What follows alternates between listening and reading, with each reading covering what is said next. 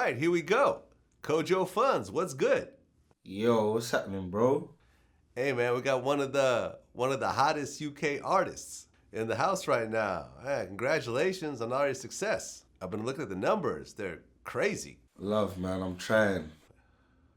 Yeah, man, and the genre I think that you guys are creating right now is incredible. Yeah, man. Something new, flavors, you know what I mean? Right, because a lot of people know it as Afrobeat, but you guys call it Afro swing, I guess? Yeah. Very dope, man. Very dope. So let's start from the very beginning, because this is our first time talking. So you're, half from Ghana and half from Dominican Republic? Yeah. Okay, so how is it? Ghanaian, or how do you pronounce it properly? Ghanaian. Okay. Ghanaian. Yeah. I'm sure I messed that up. So So what was it like growing up? Because, that's two very different kind of backgrounds. You're basically half Spanish. Nah. I'm Dominican is it like the broken French side? Not the Spanish side. Aha. Okay. Yeah.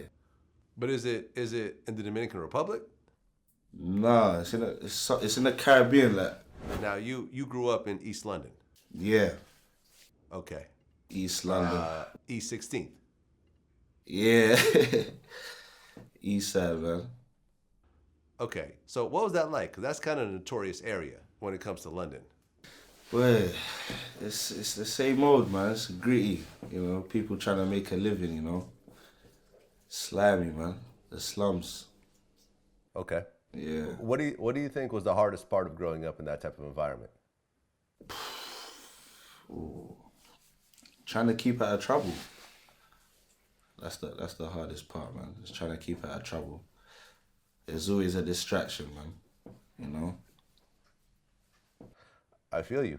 Yeah. What do you think, what was the most serious thing that you got into at that point in your life? I don't want to talk about them things, man. Okay. Yeah. Well, because the culture, UK culture and US culture is very different. And I think one of the main differences is in the US you have the right to bear arms.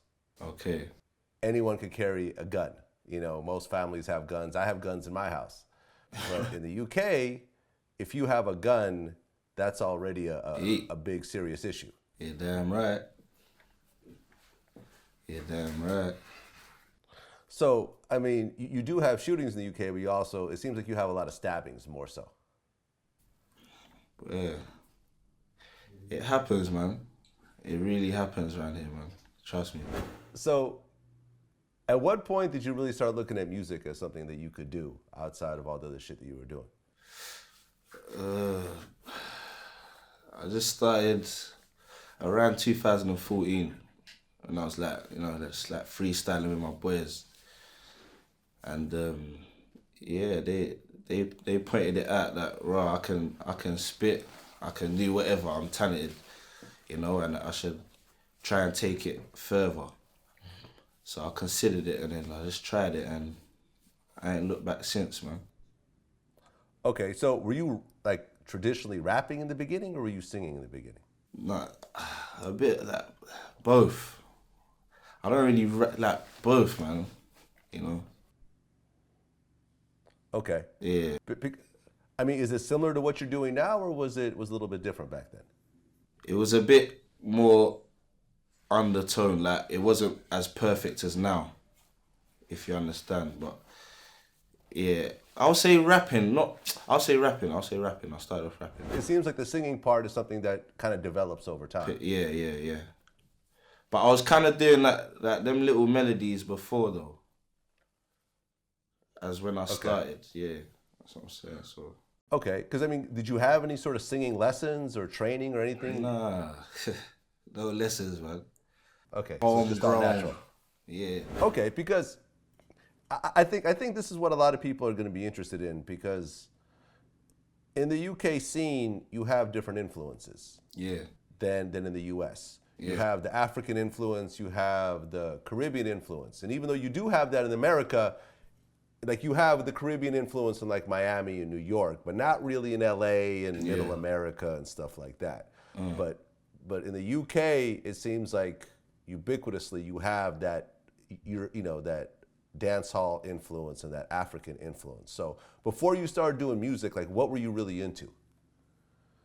I was into the dancehall. I was listening to the dancehall from young. When we used to go raving, whining with the girls and all that. We used to listen to dancehall, and yeah, man, that's why I think I kind of like picked it up, kind of thing. Yeah, from those days. Okay, so like which dancehall artists were you really like a big fan of at the time? Vibes, Movado, Popcorn, a lot, man. Okay, so then you started doing music.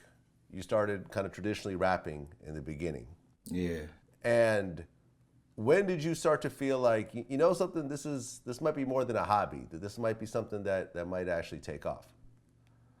I think I made a track, and I kind of decided, all the verses, or it should be hooky. It shouldn't have like the normal structure of a song. You know what I mean? Like straight hooks.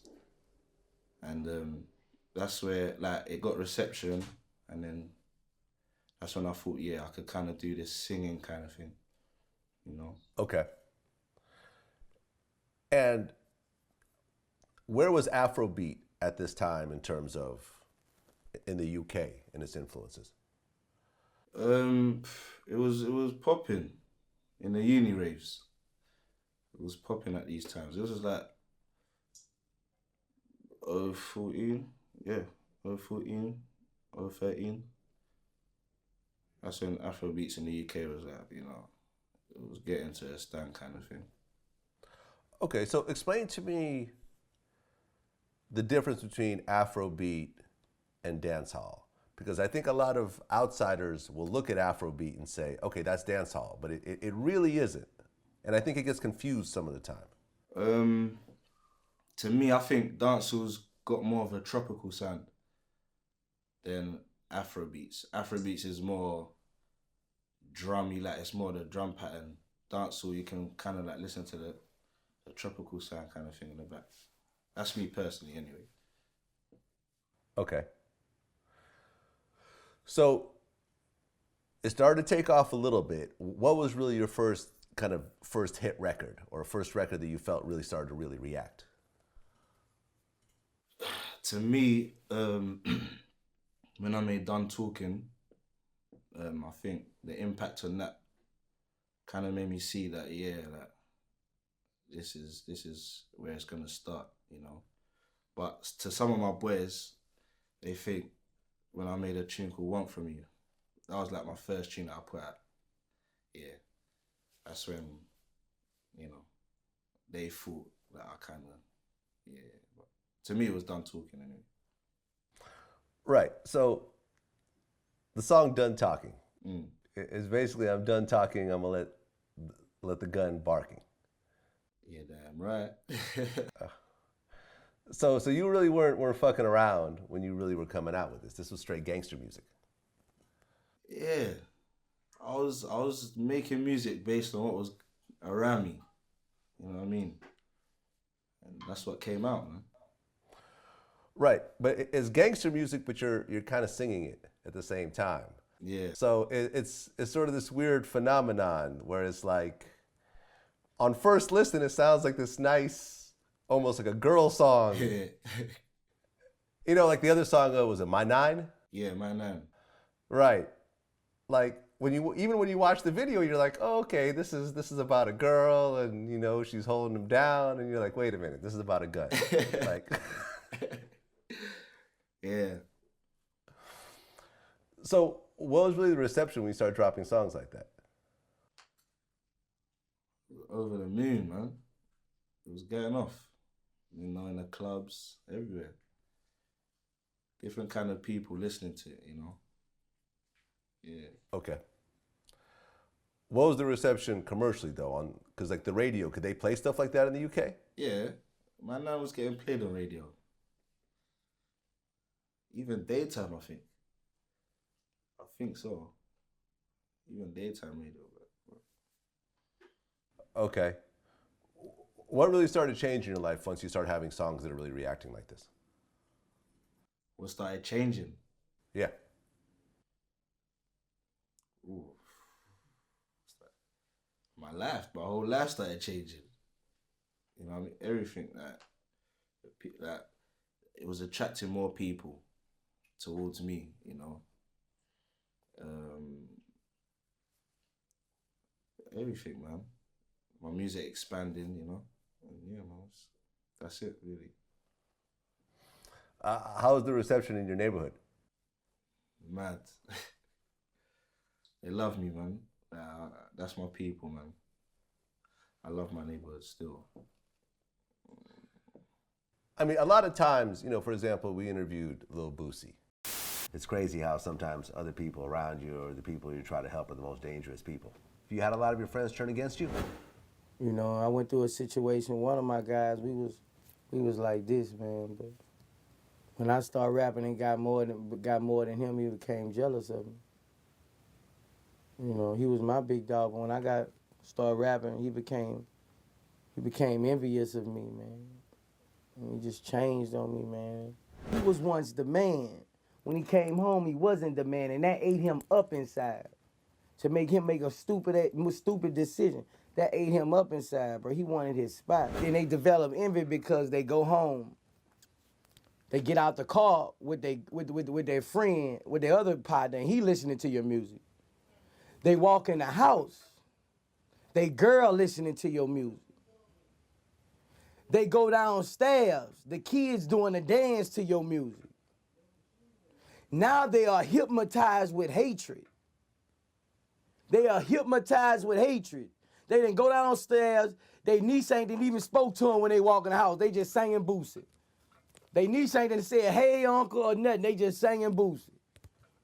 They get back in the car and go to the store with they cousin in the car. They say, oh, that's a car like Boosie. That's a car like Boosie. Okay, they let son get in the car. Dad, I want some change like Boosie. All right, now you hypnotized with hatred. I'm tired of hearing about him. I'm tired of hearing about this guy. I know what I'm gonna do. Do you feel like there's a certain degree of that back home? No, not at all, man. Not at all? Nah. Everybody's one. Everybody's one. You stick together. If somebody needs help, that person will help him out, you know? Everybody helps one another. Yeah. Okay, but you can't always help everybody. No, not all the time. They know, like, everybody's got their role to play, like, you know what I mean? They've got their own things happening. But it doesn't mean that they don't have to, you know, in times of need, they don't need to come to man, you know what I mean? Or I might, you know, need somebody's help for something. You know, I won't hesitate because I know I can go to that person. Yeah, I mean, that's always the sort of the dichotomy of it, where you're never going to get the kind of love that you get from where you're from. But also, it, you know, hopefully it'll stay like that, because a lot of times it goes bad. Yeah. You know, I mean, and you know, we talk about how most rappers get killed in their home city. Yeah. It's fucked up. It's fucked up. But you know, ride it, do your thing. But you know, how crazy is it when you do a show in your own area? It's mad. I'm not really allowed to do it in my own area, but in London, yeah, it's mad. The reception's crazy, you know.